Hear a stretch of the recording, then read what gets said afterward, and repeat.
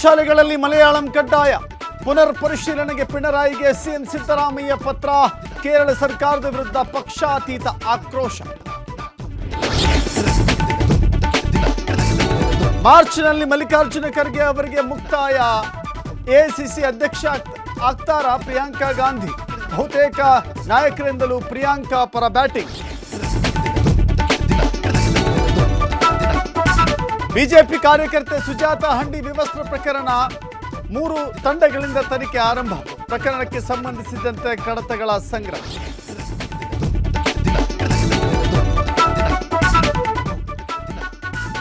ಬಳ್ಳಾರಿಯಲ್ಲಿ ಬ್ಯಾನರ್ ವಿಚಾರಕ್ಕೆ ಗಲಭೆ ಕೇಸ್. ಸರ್ಕಾರ ತನಿಖೆಯನ್ನು ಸಿಐಡಿಗೆ ಕೊಟ್ಟಿರುವುದು ಸ್ವಾಗತ.